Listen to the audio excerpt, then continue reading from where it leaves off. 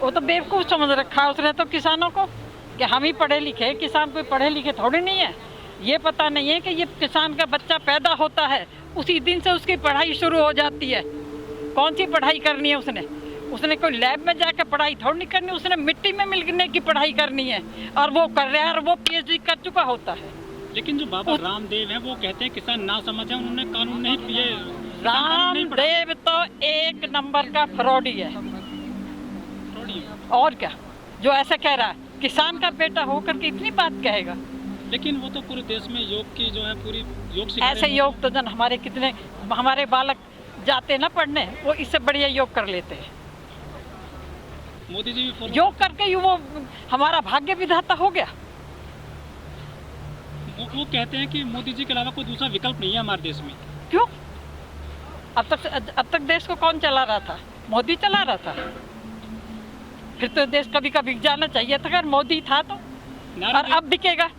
हाँ, नारे दे जाते हैं ऐसा है, देश अब बिकेगा क्योंकि अब मोदी के हाथ में है। लेकिन वो तो कहते हैं मैं देश नहीं झुकने दूंगा, मैं देश नहीं बिकने दूंगा। और क्या करोगे? रेल बिक गई, हवाई जहाज बिक गए, फैक्ट्रियां बिक गई, मेट्रो बिक गई और अब हम भी बिकने जा रहे हैं। क्यों बिकी जाएंगे? जब जमीन चली जाएगी तो हमारे पास क्या है? यदि ये चीजें बिक रही हैं सरकार के द्वारा तो देखिए, जीतते जा रहे हैं। No bread no life. Vote कौन देता है फिर इनको? किनको? बीजेपी को। अब कोई झूठ बोल बाल के वोट ले तो भाई उसका कोई इलाज है क्या? ऐसे सपने दिखा दिखा के वोट ले ली। वो तो बड़े अच्छे तरीके से चुनाव लड़ रहे हैं पश्चिम बंगाल में, इसलिए 15 लाख रुपया आएंगे खाते में। नहीं, वो तो उन्होंने बता दिया है 2019 में कि वो जुमला था। क्या जुमला था? तो अब भी कोई बहुत जुमले छोड़ दिए हैं उसने। यदि ये जुमले दे रहे हैं तो इनको राज्यों में वोट मिलते हैं। अभी महाराष्ट्र में चुनाव जीत गए हैं, पंचायत चुनाव। ऐसे ही जुमले झूठ फेंक के नहीं है, ये झूठ के बहुत बड़े कारोबारी हैं। अडानी अंबानी से बड़े झूठ के कारोबारी हैं। लेकिन अडानी अंबानी कहते हैं कि इस कानून से हमारा कोई लेना देना नहीं है, डायरेक्टली नाम जमीन लेते हैं, नाम उनसे अन्न खरीदते हैं, हमको घसीटा जा रहा है इस पूरे किसान आंदोलन में। ये सब झूठ है। जब मैंने कहा ना ये झूठ का कारोबार करते हैं। जब आपने कहा था 2 करोड़ रोजगार दूंगा, 15 लाख दूंगा, वो सब कहाँ गए वादे? ये जुमला बन गए। मोदी जी शर्म करो, जवाब क्या दोगे जनता को? आपको इतनी शर्म नहीं आई कि हम जनता के सामने हमने मुंह दिखाना है? हमने तो लोकतंत्र की धज्जियां उड़ा दी। आपके मन में काला है। पहले आप सुप्रीम कोर्ट के साथ मिलके आपने योजना बनाई कि किस तरीके से इनको डेटे बिना मुकदमे के तारीखें दे के इनको अपने झांसे में रखा। उसके बाद आपने दोनों ने मिलके, supreme court plus Modi ji ने मिलके अपनी गेंद पाले में पुलिस के डाल दी ताकि खुद बुरे ना बने। आप अपना नाम इतिहास में काले अक्षरों में मत लगाइए, बल्कि सुनहरे अक्षरों में लिखाइए ताकि हमारे देश में आपकी वाहवाही हो सके, ना कि आपका निरादर हो सके। बड़े दुख के साथ मुझे कहना पड़ रहा है, आज किसान सड़कों पे आ गया।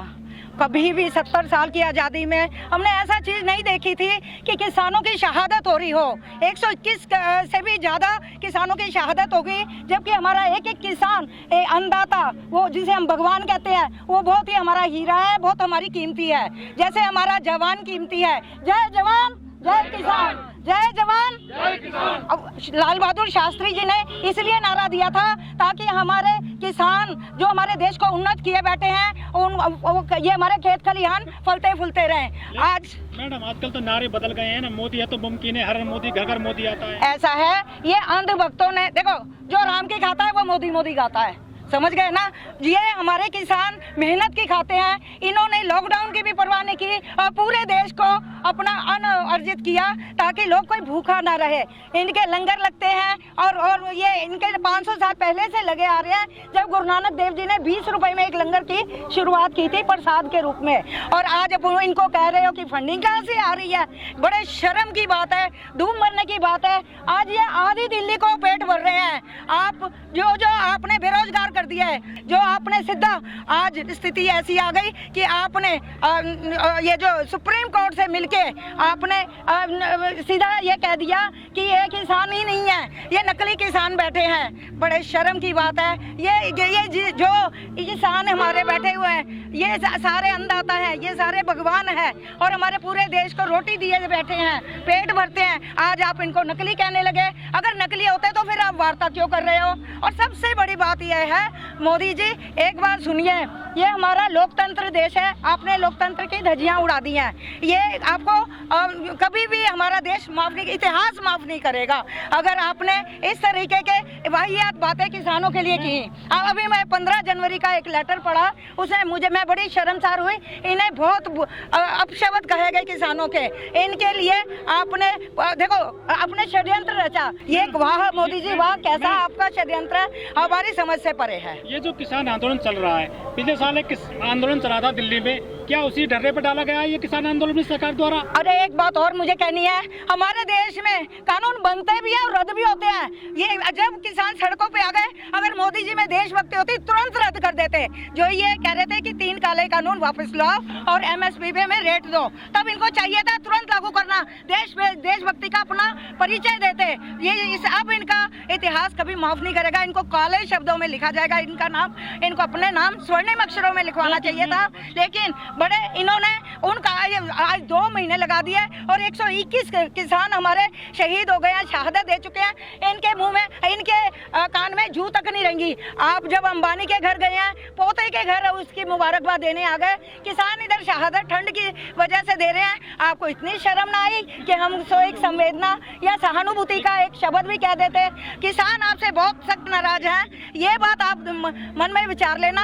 आपको आज नहीं तो कल काले कानून वापस करने ही पड़ेंगे और MSP पे अपना रेट फिक्स करना ही होगा ताकि किसान अपने रेट तय कर पाए। लेकिन आप अगल बगल दाएं बाएं हो रहे हैं, ये उचित नहीं है देश के लिए।